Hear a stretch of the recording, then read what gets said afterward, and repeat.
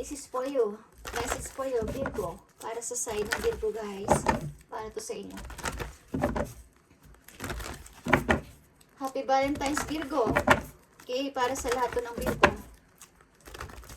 Anong inyong message today? Anong gusto sabihin sa inyo ng iyong guidance, Virgo? Okay, para to sa lahat. Babae man kay lalaki, okay? At mararamdaman nyo yan kung ito ay para sa inyo. Guys. Playfulness, Virgo. Okay, playfulness. Kung kayo naghahanap ng pag-ibig, guys, o gustong magkaroon ng bagong pag-ibig, is kailangan nyo ipakita na kayo ay bata pa, pwede pang umibig o ibigin, okay? Huwag kayong magpaka-boring, okay? Ipakita nyo na kaya nyo pang umibig at kaya pa kayong ibigin, guys. Okay? Tingnan natin, Virgo, ang iyong message today. Religious factor. Your love life is influenced by your religious upbringing and spiritual path. Okay, Virgo? Mukhang nagkaroon kayo ng awakening. Meron kayong maraming natutunan at na-learn sa inyong naging relasyon o naging karelasyon, guys. At mas tumatag pa ang inyong pananampalataya doon sa taas. At lumalim about sa may kinalaman sa pag-ibig. Sa usaping pag-ibig is maaring malalim ang inyong pagkakaunawa. Okay? At naiintindihan nyo lahat. Magkaiba man kayo ng wika, magkaiba man kayo ng kultura, magkaiba man kayo ng relihiyon ng tao na to, na yung karelasyon, is marami kayong nauunawaan at malawak ang inyong pagkakaintindi about sa pag-ibig.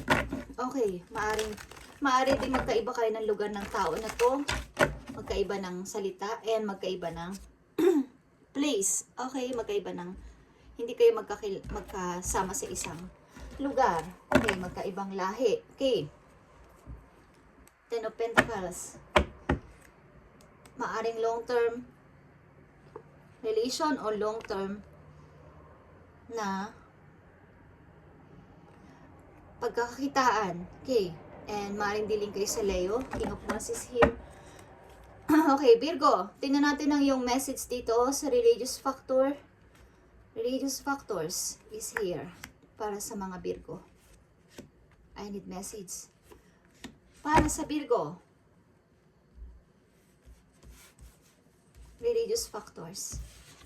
You have Page of Wands, Ace of Pentacles, and Eight of Swords. Okay, guys.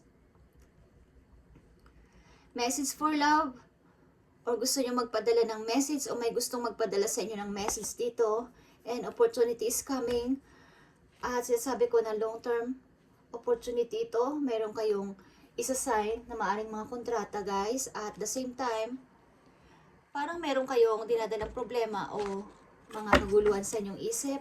Okay, tingnan natin yan, guys. Okay, para sa Virgo, tingnan natin ang inyong religious factors.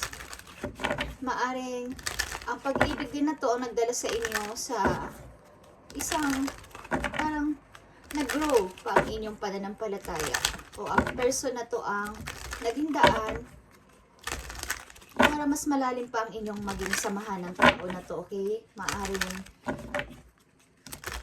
pareho kayong mananampalataya o mahilig kayong sa mga usaping spiritual. Okay, tingnan natin, guys.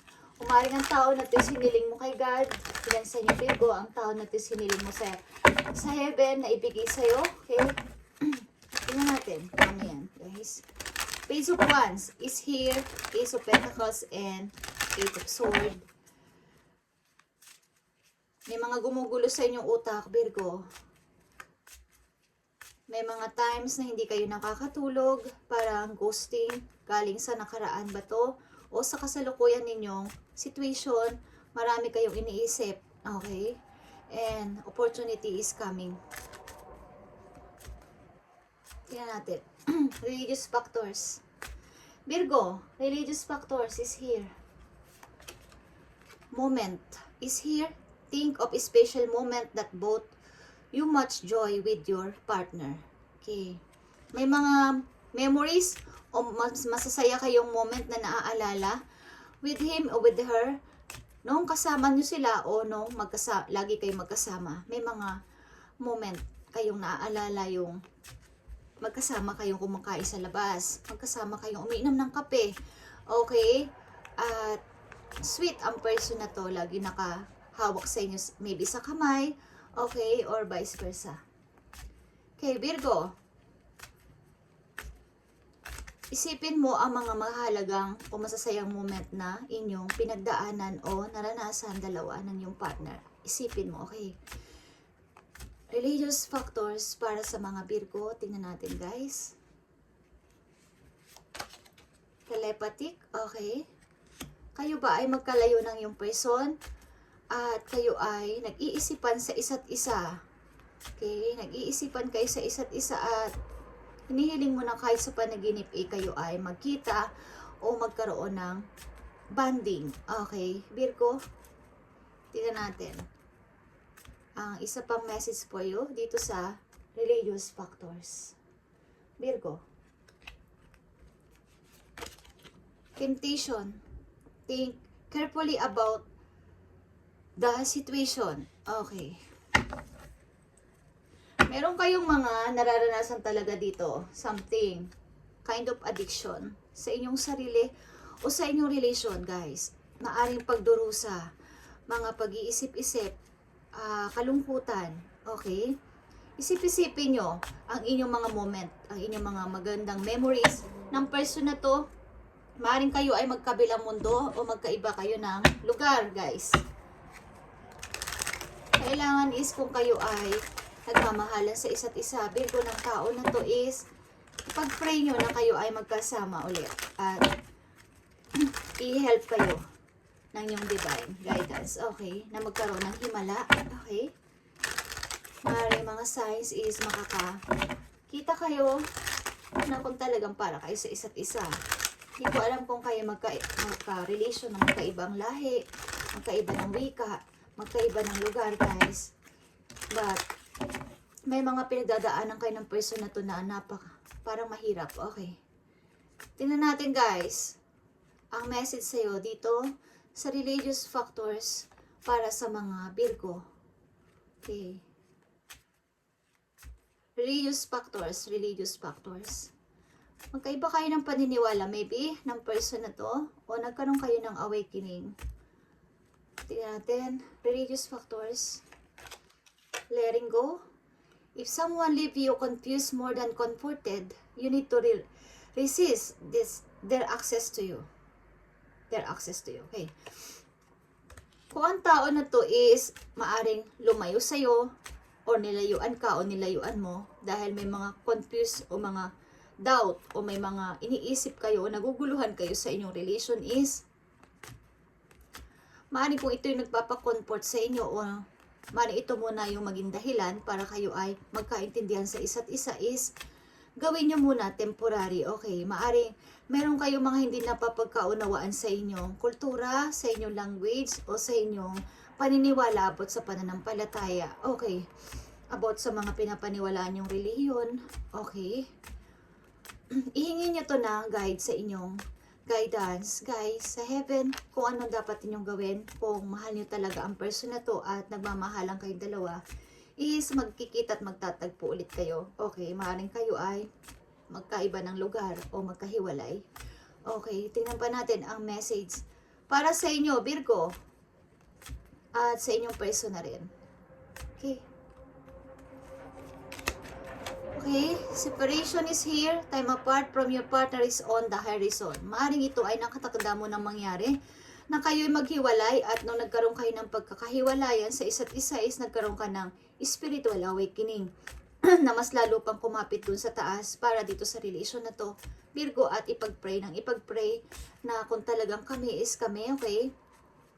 Maaring may message naman, guys. May mga message kang natatanggap, okay? O may gusto mo mag-message o gusto niya mag-message sa'yo. Okay. But, talagang mayroon ditong 8 of Swords. Something, ang isang tao dito, someone is nagsasuffer sa hindi mapagkatulog and niisip, okay, maaaring kayo ay magkalayo o magkahiwalay. Hindi ko alam kung temporary o hiwalay na talaga. But, ang tao na to is or ikaw mismo Virgo is nahihirapan, okay, sa situation na to. At sa inyong career, meron kayong mga maaring pipirmahan na kontrata guys, Virgo. Okay, ito ay long term na trabaho, okay. Tingnan pa natin ang isa pa para sa'yo. Beware of competency. Addictive behavior are affecting your romantic life. Okay, nandito ang temptation and beware of confidence. Isa lang. Something na ibalansin ninyo ang pagmamahal nyo sa sarili nyo. Sa pamilya nyo, sa trabaho nyo, ibalabalansin nyo guys para hindi magkaroon dito ng something na temptation or mga hindi pagkakaunawaan sa inyong relationship is healthy balance dapat sa inyong physical, emotional, and spiritual. Okay, parang inyong relation is maging okay. At maybe may boundaries kayo sa isa't isa. Okay. Something guys, hindi yun nabibigyan ng magandang balanse ang inyong, lalo na yung inyong emotion. Kung kayo ay busy sa work, kapag tinawagan kayo ng tao na to o nag-usap kayo, medyo naiirita ang isa sa inyo, okay? Sa inyong physical, okay? Sa inyong spiritual din, okay? Maaaring, nung nagkaroon kayo ng hindi maayos na relation na at nahiwalay, is nagkaroon kayo dito ng spiritual awakening na mas lalo pang maging grow o mag-grow ang inyong spiritual relationship. Okay. At maaaring kayo ay magkikita dito sapagkat itong tao na to is true love mo, okay? Or true love ka ng person na to. True love ka ng person na to. Tingnan pa natin ang message sa'yo ng iyong guidance, ng iyong mga archangel, kung ano ang gustong iparating sa inyong message ngayon na religious factors, guys. So, about sa inyong paniniwala. Okay. Tingnan natin. Magkaroon kayo ng faith, guys, kung kayo ay nagmamahalan dalawa. Faith is the key. Okay. Tingnan natin ang message for you. Okay. Maaring kayo ay nasa isang romantikong relation. Okay. Maaring kayo ay magkaroon ng heart to heart at respeto sa inyong relation. Okay. Tingnan natin, Virgo, ang message sa'yo ng iyong mga archangel, kung ano ang gustong ipaabot sa inyo dito sa religious factors. The High Priestess, guys. Okay, kapag ang High Priestess lumabas sa reading is napakaganda because ito ay insight. Okay, yung inyong intuition. Okay, makinig kayo sa inyong inner voice. Kung anong binubulong sa inyong heart, sa inyong isip is pagbalabalansihin nyo at malalaman nyo ang kasagutan sa inyong mga tanong. Virgo, powerful psychic insights. Reflection and meditation that provides valuable information. Be at peace. Okay, kaya nandito ang religious factor, guys. Ito ay kayo ay binibigyan ng inyong guidance ng mga signs. Okay? More trust pa dun sa heaven. Kay God, kay universe, na kayo ay magiging okay. Ano man ang situation nyo na to, okay? Ang una't-una is mas palaguin nyo pa ang inyong faith doon sa taas, Virgo, at mag-grow pa lalo sa inyong spiritual relationship. Okay, at ibibigay niya ang inyong hinahangad. Okay, maaaring kayo ay nag-separate ng tao nito or nakatakdang magkaroon ng separation. At kailangan sa inyong may aalis dito para magkaunawaan kayo, guys. Maaring may konting confuse sa inyong relation, Virgo. May mga pagdududa, may mga parang hindi sigurado, okay? Hindi ko alam kung kayo magkaiba ng lahi, magkaiba ng lingwahe, magkaiba ng paniniwala sa pananampalataya. Okay, Virgo. The High Priestess is sobrang napakaganda. Ito, guys, na binibigyan o bibigyan kayo ng kaalaman ng heaven para maunawaan nyo ang nangyayari sa inyong situation. Ano man yan, guys. Okay. Is something na may dapat kayo ilihim muna. Kung kayo may mga plano, maging tahimik muna kayo at huwag ipagsasabi ang inyong mga gustong gawin o mga plano, Virgo, okay? binibigyan kayo o bibigyan kayo ng message ng heaven. Okay. Maring ilan sa inyo is sobra ang kayo ay religyosa o religyoso, guys. Okay. Tingnan natin. Isang message na lang dito para sa iyo, Virgo. Virgo.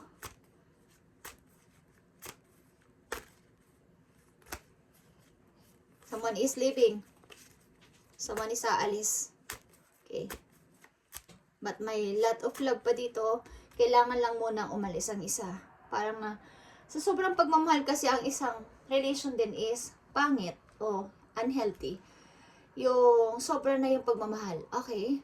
So, kailangan nyo muna mag-temporary, maghiwalay para magkaintindihan ko ano ba dapat ang gawin o ano ba dapat ang nararapat sa inyong relation. Okay? Ace of Cups is here. Three of Wands. Abundance is coming, guys, sa inyo. At maaring, ito na sinabi ko, long term ito, meron kayong isa-sign na isang kontrata sa inyong magandang trabahong paparating. At sa mga naghahanap ng bagong pag-ibig na rin is, new person is paparating sa inyo, Virgo. Okay. Thank you and God bless, Virgo. And happy Valentine's sa inyo. Kayo ay magsaya and wag maging boring sa buhay. Ipakita nyo na kayo ay bata pa o kahit di na kayo bata. Maybe ang ilan sa inyo is nasa 30, 40, okay, pataas, something. Ipakita nyo na kaya pa kayong ibigin at kaya nyo pang umibig, huwag kayong magpaka-boring or yung parang ang inyong mga suot is old